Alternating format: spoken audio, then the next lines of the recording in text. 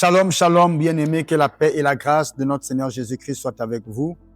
Le temps nous manque pour pouvoir faire la lecture de tous les passages que nous sommes en train de préciter, parce que nous voulons que vous recopiez ces passages, que vous les notifiez dans vos carnets et dans vos cahiers, vos documents, afin que vous les lisiez.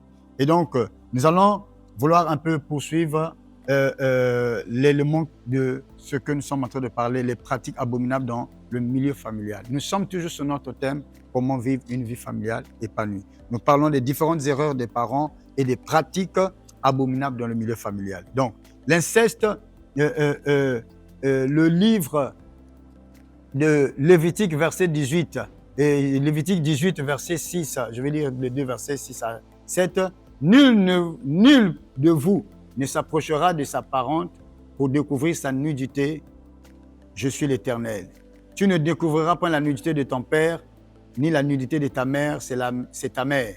Tu ne découvriras point sa nudité. Tu ne découvriras point la nudité de la femme de ton père, c'est la nudité de ton père. Tu ne découvriras point la nudité de ta sœur, fille de ton père, ou fille de ta mère, née dans la maison ou née hors de la maison. Ainsi de suite, vous allez voir ça jusqu'au verset 19. Donc, le livre de 2 Samuel 13 montre, c'est Amnon qui bâtit sur les conseils de son cousin Jonadab, qui lui donne le conseil de faire le faux malade pour attirer l'attention de sa sœur, et Amnon a fini par coucher avec sa sœur.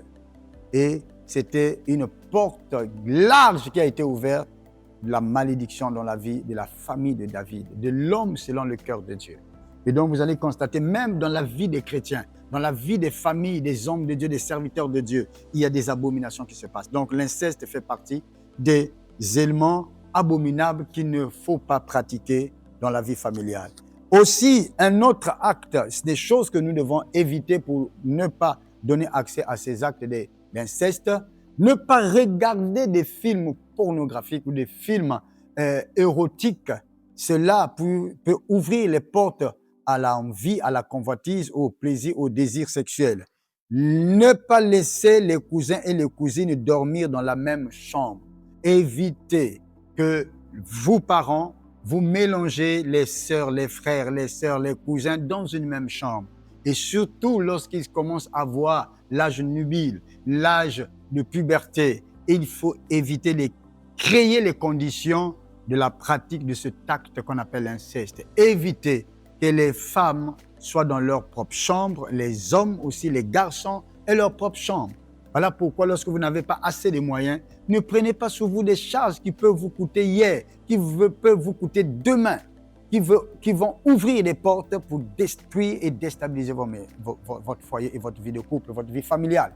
Et donc, évitez, chers bien-aimés, de créer vous-même les conditions qui donneront accès à cet acte abominable qui est l'inceste. Donc, ne mélangez pas les cousins, les cousines, les filles et les garçons. Continuez à dormir dans la même chambre alors qu'ils sont tous, certains ont atteint l'âge de la puberté ou non. Et donc, vous devez éviter que ce soit des petits et des grands, de les mélanger dans une même chambre. Lorsque vous n'avez pas les moyens, ne prenez pas sur vous des charges que vous ne serez pas capable de porter. Et là, un autre élément qui est une pratique abominable, voler ses parents. La Bible dit, Proverbe 28, verset 24, celui qui vole son père et sa mère est le compagnon du destructeur. Et donc, vous devez éviter, vous, enfants, de voler dans la maison de vos parents. De voler. Ne dites pas, c'est l'argent de mon père, l'argent de ma mère. Ça appartient. Voler, c'est prendre, soustraire frauduleusement la chose d'autrui. Prendre sans l'autorisation du propriétaire une chose, c'est voler. Et donc, évitez, même si c'est une chose appartenant à votre père, à votre mère, vous devez, à votre frère, à votre sœur, vous devez lui le demander. Et s'il vous donne l'autorisation d'en prendre ou d'en utiliser, là, vous êtes dans la légalité.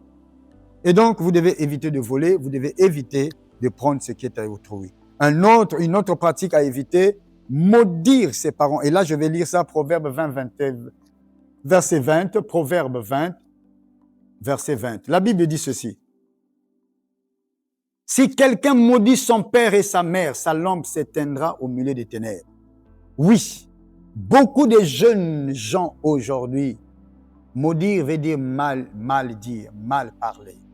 Lorsque vous parlez mal à votre père, à votre mère, vous maudissez vos parents, vous leur parlez en mal, vous parlez mal d'eux et vous parlez méchamment sur eux, vous êtes en train de maudire votre père. La Bible dit votre lampe s'éteindra. La lampe de plusieurs enfants ont été éteints. Leur destinée a été éteinte. Pourquoi? Parce qu'ils ont manqué du respect à leurs parents, ils ont maudit leurs parents, mal parlé à leurs parents, ils ont parlé méchamment à leurs parents, ils ont maudit leurs parents. Et la Bible dit, ta lampe va s'éteindre. Ta lampe va s'éteindre. Ce qui fait ta force s'éteindra. Ce qui fera ta gloire demain va s'éteindre. Ce qui fera ton exploit demain s'éteindra. Et donc, chers bien-aimés, beaucoup des hommes n'ont pas réussi dans la vie parce qu'ils ont manqué du respect. Ils ont maudit leurs parents. Bien-aimé, ne maudis pas ton père. Honore ton père et ta mère. C'est alors que tu vivras longtemps. Et le dernier point sur les pratiques abominables dans la vie familiale, c'est être rebelle et désobéissant à ses parents. La Bible dit, enfants, obéissez à vos parents. Car c'est un commandement avec une promesse. Donc, chers bien-aimés, chers enfants, si nous voulons vivre une vie familiale épanouie, nous devons obéir aux parents, nous soumettre à l'autorité parentale et être soumis à l'autorité parentale et ne pas faire des choses qui vont briser et attrister le cœur de nos parents. Amen. Amen. Donc, chers bien-aimés, nous allons passer sur notre grand 3, les causes de l'irresponsabilité des parents dans l'équilibre de l'éducation et du traitement de leurs enfants. Les causes de l'irresponsabilité des parents dans l'équilibre de l'éducation de leurs parents, de leurs enfants, j'allais dire. Amen. Donc, sur ce point, nous allons voir beaucoup d'aspects avant de parler du déséquilibre. Donc, que nous allons citer beaucoup de familles dans la Bible.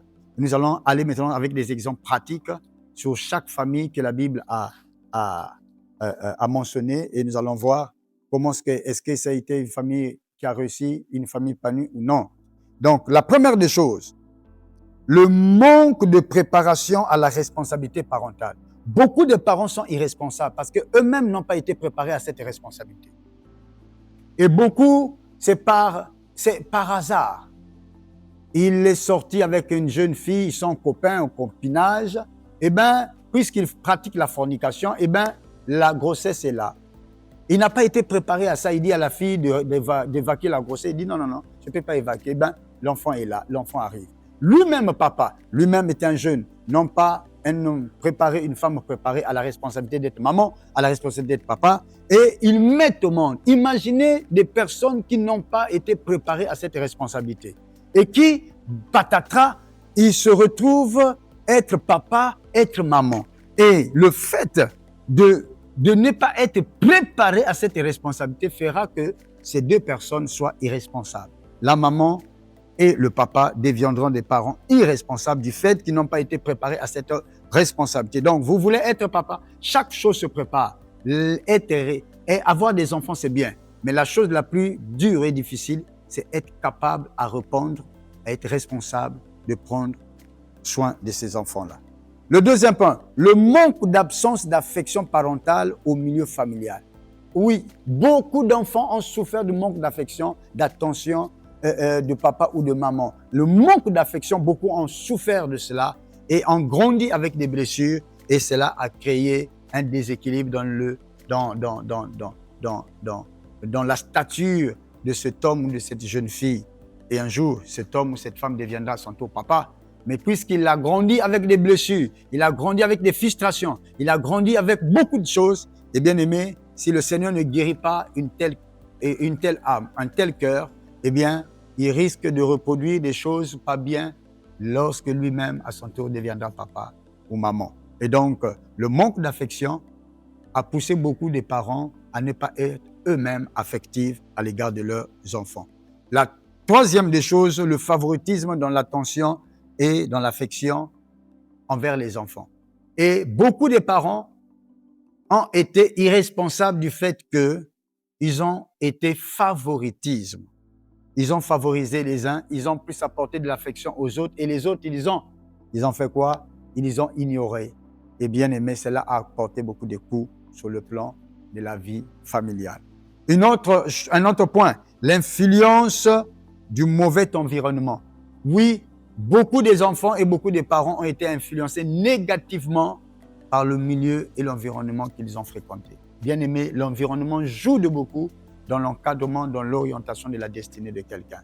Des parents peuvent être influencés, des enfants aussi peuvent être influencés. Un autre point, l'absence d'un encadrement moral de bonnes valeurs. Oui, l'absence, le fait que beaucoup de parents n'ont pas été bien orientés, éduqués à leur tour, ils ne seront pas capables de rendre l'appareil. Vous-même, vous n'avez bénéficié d'aucun enseignement, d'aucune orientation, d'aucune bonne morale, d'aucune instruction. Qu'est-ce que vous allez transmettre à vos enfants? Et donc, l'absence de l'encadrement, l'absence de l'éducation, l'absence de la moralité, de la bonne moralité, fait qu'aussi beaucoup des parents ne soient pas capables de donner le meilleur dans la vie de leurs enfants. L'absence aussi d'une instruction spirituelle. La prière, la parole de Dieu, l'adoration, la louange sont vraiment, bien aimés, des éléments très importants dans l'éducation, dans l'orientation de la destinée des enfants. Et beaucoup de parents ignorent, ne veulent pas être des hommes et des femmes qui aiment la prière, qui prient. Le fait que vous avez mis Dieu de côté, le fait que vous n'intéressez pas Dieu à votre vie familiale, cela est un élément d'échec déjà dans la destinée de votre vie de couple et dans la destinée de la vie de vos enfants. L'absence du soutien financier, oui, a fait amener un grand déséquilibre dans la vie familiale de plusieurs couples. Un autre point, l'absence de complicité des parents dans l'éducation des enfants. Beaucoup de parents ont échoué dans l'éducation des enfants du fait que papa et maman ne parlent pas le même langage. Papa et maman ne voient pas dans la même direction. Dans l'éducation, dans l'orientation, dans l'encadrement des enfants, ils ont une vision opposée et ils ne parlent pas le même langage quand il s'agit de l'éducation des enfants. Ceci veut orienter, éduquer, punir. L'autre dit non, non, non, ne touche pas, ne fais pas ceci, ne fais pas cela. Et donc, il y a un déséquilibre et ce déséquilibre fait qu'il y ait vraiment un problème dans l'éducation de ces enfants. Donc, chers parents, vous devez partager la même vision. Vous devez être un dans ce qui concerne l'éducation et l'orientation de l'enfant. Vous ne devez pas être opposés l'un de l'autre. Un second point, avant-dernier point, la négligence des parents pour situer tôt leurs enfants. Beaucoup de parents ont du mal à situer leurs enfants parce qu'ils ignorent eux-mêmes les capacités, les aptitudes, les compétences des enfants ou même ils ignorent la destinée des enfants. Eh bien, le manque de suivi et le manque de rigueur de l'encadrement de l'enfant. Voilà aussi le point pour finir, chers bien-aimés. Le manque de rigueur et le manque de suivi fait qu'il y ait déséquilibre dans l'éducation de nos enfants. Chers parents, prenez vos responsabilités parce que vous avez une lourde charge qui ne consiste pas seulement de nourrir l'enfant, de soigner l'enfant, mais surtout, la chose la plus capitale, d'instruire, d'éduquer nos enfants. Que la grâce et la paix de notre Seigneur Jésus-Christ soient avec vous. Soyez bénis. Amen.